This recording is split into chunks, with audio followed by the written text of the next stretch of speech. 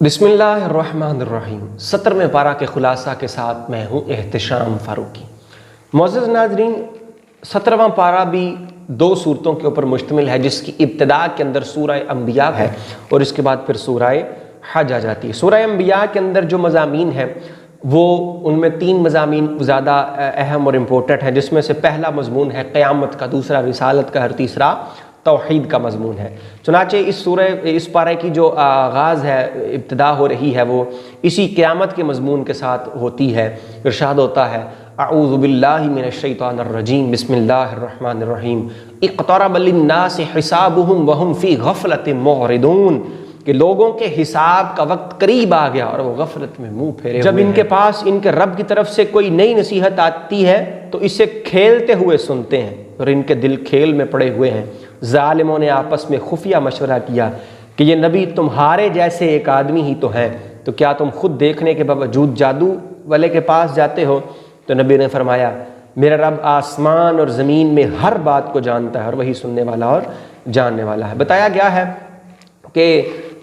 قیامت کا وقت قریب آ گیا، لیکن اس ہولناک دن کا جو خوف ہے وہ انسان نے اپنے اوپر سوار نہیں کیا ہوا، کہ انسان وہ موجوں کے اندر لگا ہوا ہے، عیاشیوں کے اندر لگا، غفلت کے اندر پڑا ہوا ہے۔ پھر اس کے بعد مشرکین اور ان کے اصنام قیامت کے دن وہ دوزخ کا ایندھن بنیں گے، کہ اللہ رب العزت ان کو ان جو خدا ہے ان کے سمیت اللہ رب العزت وہ دوزخ کے اندر ڈال دے گا۔ پھر رسالت کے ضمن میں 17 انبیاء کرام کا تذکرہ یہاں پر موجود ہے، اور وہ انبیاء حضرت موسیٰ علیہ السلام کا اگین تذکرہ ہے، پھر حضرت ہارون کا بھی تذکرہ، حضرت ابراہیم، حضرت لوط، حضرت اسحاق، حضرت یعقوب، حضرت نوح، حضرت داؤد، حضرت سلیمان، حضرت ایوب، حضرت اسماعیل، حضرت ادریس، حضرت ذوالکفل، حضرت یونس علیہ السلام، حضرت زکریا و یحییٰ، حضرت عیسیٰ علیہ السلام، ان تمام انبیاء کرام کا یہاں پر تذکرہ موجود ہے۔ ان 17 انبیاء میں سے کچھ انبیاء تو ایسے ہیں کہ جن کے واقعات کو تفصیل کے ساتھ اللہ رب العزت نے بیان فرمایا، اور کچھ وہ ہیں کہ جن کا صرف نام ہی ذکر ہے، اور کچھ کے تذکروں کو انتہائی مختصر انداز کے اندر یہاں پر بیان فرمایا گیا ہے کیا گیا۔ چنانچہ حضرت ابراہیم علیہ السلام کا واقعہ بھی اسی پارے کے اندر موجود ہے، کہ جب آپ کو نمرود نے آپ کو آگ کے اندر ڈال دیا تو اللہ رب العزت نے اپنی رحمت مبارکہ کے ساتھ آگ کو حکم دے دیا، قلنا یا نار کونی بردا وسلاما علی ابراہیم، ہم نے فرمایا اے آگ ابراہیم پر ٹھنڈی اور سلامتی والی ہو جا، اور انہوں نے ابراہیم کے ساتھ برا سلوک کرنا چاہا تو ہم نے انہیں سب سے زیادہ نقصان اٹھانے والے بنا دیا۔ پھر اس کے بعد حضرت ابراہیم علیہ السلام کو جو حضرت اسحاق علیہ السلام عطا ہوتے ہیں، یہ بھی اسی پارے کے اندر موجود ہے۔ پھر مزید جو آپ کو حضرت یعقوب علیہ السلام عطا ہوتے ہیں، آپ کا تذکرہ بھی اسی پارے کے اندر موجود ہے۔ یہ حضرت یعقوب حضرت اسحاق کی اولاد میں سے تھے، اور پھر حضرت یعقوب علیہ السلام کی جو اولاد تھی وہ پھر بنی اسرائیل کہلاتی ہے۔ اس کے بعد پھر اسی مضمون کو آگے بڑھاتے ہوئے حضرت لوط علیہ السلام کا، حضرت نوح کا، ان سب کے تذکرے موجود ہیں۔ پھر ان کے بعد حضرت رسول اللہ صلی اللہ علیہ وسلم کی واقعے کو بیان کیا گیا ہے، کہ آپ دین اور دنیا دونوں جہانوں کے اندر آپ کو رحمت بنا کر بھیجا گیا ہے، اور آپ نے پیغام جو تھا انسانوں تک اللہ کی طرف سے عطا ہوا تھا وہ پہنچا دیا ہے۔ مگر جب ہر طرح کے دلائل رسول اللہ صلی اللہ علیہ وسلم نے بیان فرما دیے اور اس کے باوجود بھی وہ کفار آپ کے اوپر ایمان نہیں لے کر آتے، تو پھر آپ علیہ السلام نے اللہ سے دعا کی، اور وہ دعا جس کو اللہ نے بیان فرمایا آیت نمبر 112 کے اندر اس دعا کا تذکرہ ہے۔ ارشاد ہوتا ہے اعلیٰ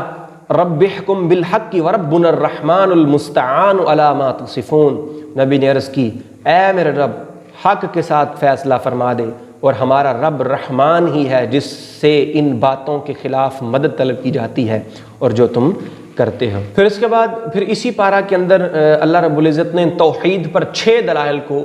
ذکر کیا ہے۔ اس میں سے ایک تو یہ ہے کہ آسمان اور زمین دونوں ملے ہوئے تھے تو ہم نے ان کو جدا کر دیا۔ دوسرا، ہم نے ہر جاندار چیز کو پانی سے بنایا۔ پھر ہم نے زمین میں پہاڑ بنائے تاکہ لوگوں کے بوجھ سے زمین ہلنے نہ لگ جائے، اور ہم نے زمین میں کشادہ راستے بنائے تاکہ لوگ ان پر چلیں۔ ہم نے آسمان کو محفوظ چھت بنا دیا، رات دن سورج چاند کا یہ نظام بنایا، ہر ایک اپنے مدار میں انتہائی تیز رفتاری سے گھوم رہا ہے، نہ ان میں ٹکراؤ ہوتا ہے اور نہ ہی یہ خلط ملط ہوتے ہیں۔ اس کے بعد پھر سورہ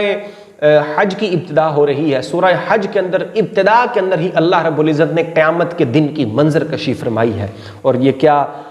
منظر کشی ہے، کیا یہ ہولناک اور دل دہلا دینے والی منظر کشی ہے۔ ارشاد ہوتا ہے یا ایھا الناس اتقوا ربکم ان زلزلۃ الساعۃ شیء عظیم، اے لوگو اپنے رب سے ڈرو،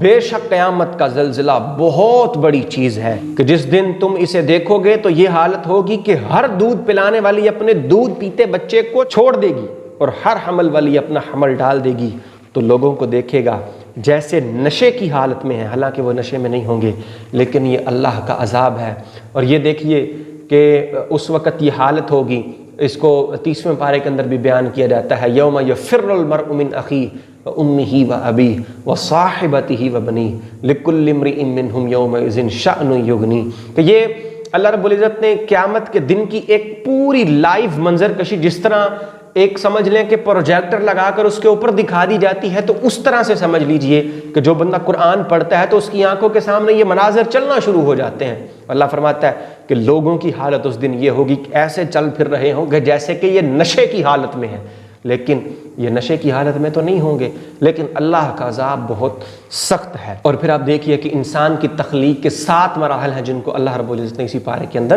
بیان فرمایا ہے۔ یا ایھا الناس ان کنتم فی ریب من البعث فإنا خلقناکم من تراب ثم من نطفۃ ثم من علقۃ ثم من مضغۃ، پھر اسی طرح اس مضمون کو آگے بڑھاتے ہوئے ارشاد ہوتا ہے کہ اے لوگو اگر تمہیں قیامت کے اٹھنے کے بارے میں کچھ شک ہو تو اس بات پر غور کر لو کہ ہم نے تمہیں مٹی سے پیدا کیا، پھر پانی کی ایک بوند سے، پھر جمے ہوئے خون سے، پھر گوشت کی بوٹی سے جس کی شکل بن چکی ہوتی ہے اور ادھوری بھی ہوتی ہے، تاکہ ہم تمہارے لیے اپنی قدرت کو ظاہر فرمائیں، اور ہم ماؤں کے پیٹ میں جسے چاہتے ہیں اسے ایک مقررہ مدت تک ٹھہرائے رکھتے ہیں، پھر تمہیں بچے کی صورت میں نکالتے ہیں، پھر عمر دیتے ہیں تاکہ تم اپنی جوانی کو پہنچو، اور تم میں کوئی پہلے ہی مر جاتا ہے اور کوئی سب سے نکمی عمر کی طرف لوٹایا جاتا ہے، یعنی بڑھاپے کی طرف لوٹایا جاتا ہے، تاکہ بلاخر جاننے کے بعد کچھ نہ جانے تو زمین کو مرجھایا ہوا دیکھتا ہے، پھر جب ہم اس پر پانی اتارتے ہیں تو وہ تر و تازہ ہو کر لہلہاتی ہے اور بڑھتی ہے اور ہر قسم کا خوبصورت سبزہ اگاتی ہے۔ اب یہ دیکھیے کہ فرمایا پہلے تم مٹی تھے، پھر منی کے ساتھ تمہارا وجود آیا، پھر تم خون کا لوتھڑا بنے، پھر بوٹی یعنی گوشت بن گیا، اس کے بعد پھر بچے ہو گئے، پھر تم جوان ہو گئے، پھر تم بوڑھے ہو جاتے ہو۔ پھر اس کے بعد اللہ رب العزت نے ملل اور مذاہب کے لحاظ سے 6 گروہوں کا تذکرہ کیا ہے۔ مسلمانوں کا ذکر ہے، یہودی ہیں، پھر صابی جو ستارہ پرست ہیں، پھر عیسائی ہیں، پھر مجوسی ہیں یعنی جو سورج چاند اور آگ وغیرہ کی پوجا کرتے ہیں، پھر مشرکین جو بتوں کی پوجا کرتے ہیں وہ بھی اسی پارے کے اندر ان کا تذکرہ ملتا ہے۔ پھر حضرت ابراہیم علیہ السلام کا اعلان حج جو ہے اس کا تذکرہ بھی یہاں پر موجود ہے کہ حضرت ابراہیم علیہ السلام نے جبل ابی قیس کے اوپر کھڑے ہو کر حج کا اعلان کیا، اور یہ اعلان اللہ نے اپنی قدرت سے زمین و آسمان میں رہنے والے ہر ایک مومن تک، ہر مخلوق تک پہنچا دیا۔ پھر اسی پارہ کے اندر اللہ رب العزت نے وہ مومنین کی 4 علامات کا تذکرہ کیا ہے۔ ایک تو یہ مومن جو ہیں وہ اللہ سے ڈرتے ہیں، اللہ کا خوف ان کے دلوں کے اندر ہے، پھر یہ مصائب کے اوپر صبر کرتے ہیں، نماز کی پابندی کرتے ہیں، اور نیک مصارف کے اچھے مصارف میں یہ خرچ کرتے ہیں۔ پھر اس کے اندر کچھ دیگر احکامات ہیں جن کو اللہ رب العزت نے بیان فرمایا ہے، ان میں مناسک حج ہے، اقامت صلاۃ ہے، ادائیگی زکوٰۃ ہے، جانوروں کی قربانی اور جہاد کا تذکرہ بھی اسی پارے کے اندر موجود ہے۔ اللہ رب العزت ہمارے اس سعی کو اپنی بارگاہ اقدس کے اندر قبول و منظور فرمائے، اور قرآن و حدیث کو ہمارے دلوں کے اندر راسخ فرمائے، اور ہم سب کو اس کے اوپر عمل کرنے کی بھی توفیق عطا فرمائے۔ آج کے لیے اتنا ہی کافی ہے، انشاءاللہ کل ایک نئی ویڈیو کے ساتھ حاضر ہوں گے، تب تک کے لیے اللہ حافظ۔